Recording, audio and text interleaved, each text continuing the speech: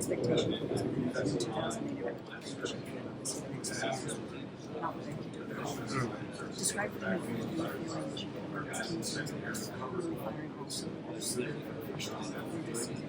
as you come into this vision is not at the time has done so much to so many people. Yeah, I have a lot of emotions towards this game. The adversity that we face as a team, and just seeing all the hardships that people who I love have had to go through, including my teammates, my head coach, just Team of North fans being nasty to my parents as we're leaving the stadium. There's a lot of emotions I feel towards this moment. So trying to harness those and just let it all rip on the field on Saturday. Talk to us about that touchdown. Early in the game they did a nice job on you and Jeremiah. What did you do to adjust your game to get over that? Yeah, that was a play that we worked continuously throughout the week. It was a look that we studied. That drop defensive end, I anticipated it. So trying to not let him collision me too much. And then Will just trusting it, putting it in the back of the end zone in the right spot.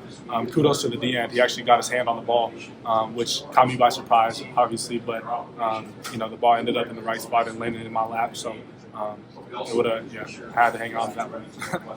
You mentioned not liking maybe every call that was made here today. There was one particular call that Will Howard seemed to be extra fired up about. How does that impact what happens next when you feel like maybe something was taken from you? Yeah, well, Will tell you firsthand that his reaction towards that is not something that he particularly loved, and he apologized to the refs a bunch of times and apologized to us in the huddle. So that's just how much he takes his leadership to heart. But obviously, there's going to be things throughout the course of a game that knock you off schedule. It's the entire offense's job to put everything back on the right track. Third straight week, you guys have really dominated that middle eight that you guys always talk about, that end of the second quarter, beginning of the third quarter.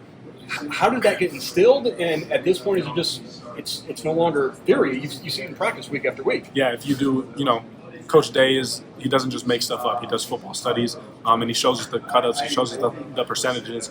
The team that has the most rushing yards is going to win the game. The team that wins the turnover battle is going to win the game, and the team that wins the middle eight is going to win the game. So it's something that we practice. We practice sudden change moments. We practice, those 4 minutes entering halftime and those 4 minutes coming out and just being very dominant in those phases. So it's something that we really take to heart. It's part of our culture. It's part of who we are. So we really take pride in the middle eight like we're talking about. What was your reaction for the third straight week? A botched punt gives you guys short field to work with.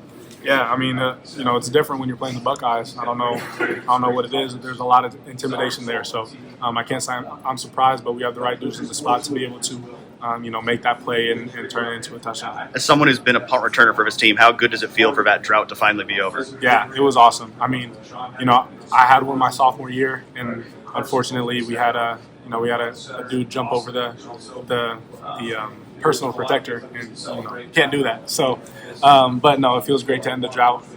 Someone who wears my jersey number is pretty cool, also. So, I think we're the best, jersey number combination in the country between me and Caleb. So much love for that kid. I'm excited it happened for him. Was that something you could see coming just based on what he was doing in practice? Someone actually called it. I don't know who exactly called it right before the play happened, but someone said it was going to the house. And just when you have such an explosive person back there, it can happen like that at any given point. Emeka, I apologize. Okay. You got pushed really late out of bounds and avoided the retaliation penalty. You stayed cool. And then there was even some chippiness after that you guys didn't retaliate against. How hard is it in the moment to maintain that sort of calm?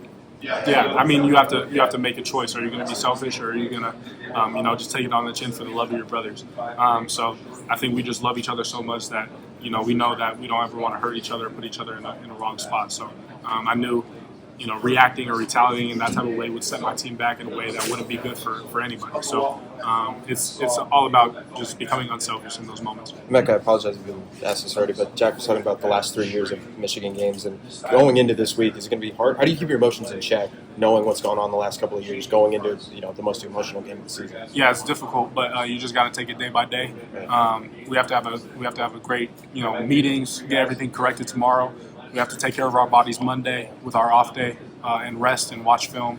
Tuesday, we have to have a very physically dominant practice. Sure.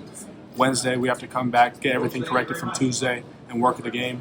Thursday, locked in, walk through. Friday, locked in, walk through. Game, let it rip. You know, the last couple of years, you guys, Coach Ryan Day, a lot of people have taken a lot of criticism. And how do you balance the line between internalizing that and using that against Michigan and trying to block some of that out? Yeah, I think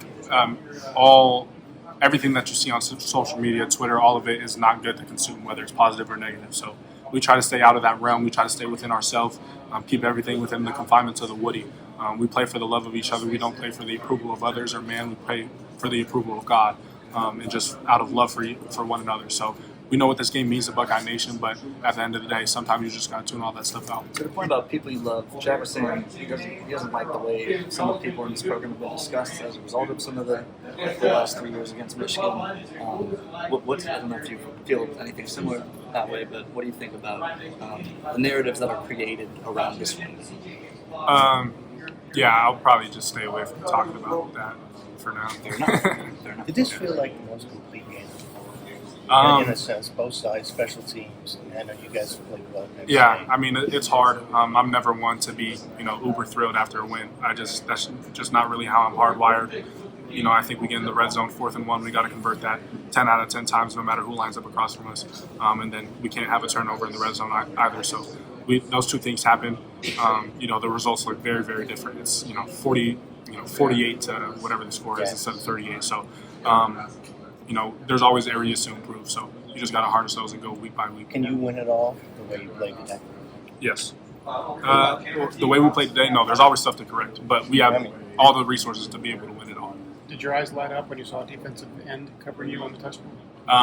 Well, it was a look that we studied, and we knew that drop end is I'm not going to get into all the scheme and all that type of stuff, but it was a look that we went throughout the week. We have a ton of reps at it, so just the fact that we were able to execute is really good. How about this throw? Because it looked like it kind of. No, he tipped it. Yeah. Okay. Yeah, he actually hit. Yeah, he hit the ball. So I'm not sure the replays will show that or not, but he got his hand on it. So it was gonna land about right here, and then it ended up landing right about there. So This is a little surprising where it ended up landing for sure. But I'm just glad it ended up not batting it down or something like that. Just give me a chance. How excited are you to potentially play in the Big Ten championship game? It's been a minute since Ohio State's been in that game. Yeah, I'm very excited, but I'm focused on next week. So. Like Jack said, obviously a top 5 win is nice, but no one's going to be overly excited about this knowing the Michigan game is in this back for it. How do you balance that excitement of like do what we were supposed to do today, but knowing Michigan is coming up with a week? I mean, I think you said it. We did what we were supposed to do today. We're the better team. We played more physical. We're better coached. There was really no reason for us to lose this game. The only reason we would have lost the game is if we didn't play our best. But we played good enough to be able to get the dub. I thought it was a dominant performance on defense, dominant performance on offense. But we can't watch the film and be too happy because we expect to do that. We're Ohio State. They're coming into our house thinking that they're going to do this, that, and the third. But we have a lot of confidence in what we do. So we're excited about this win, top 5 win. It means a lot, but at the end of the day, it's on to the next. Is there any, you talk about on to the next, is there any more excitement, pressure, knowing this is what you guys came back for another shot at Michigan? Yeah, I mean, this is the one. This is the big one. I mean, I can't speak about what they got going on in Ann Arbor. They have their own problems being, 5-5 or whatever the record is, but. This is the one that means the most to Buckeye fans, to Buckeye players, to the whole state of Ohio. So we know that as a team, and this is what we came back for. How do you clear the mechanism?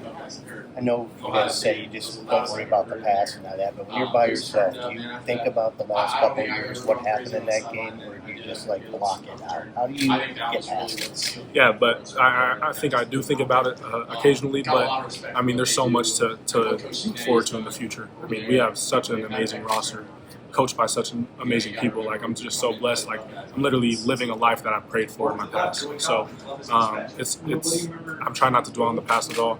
Trying to just soak in these last moments with my brothers. Next week is my last one in the shoot. So it's very surreal, bittersweet. But I just got to take it all in.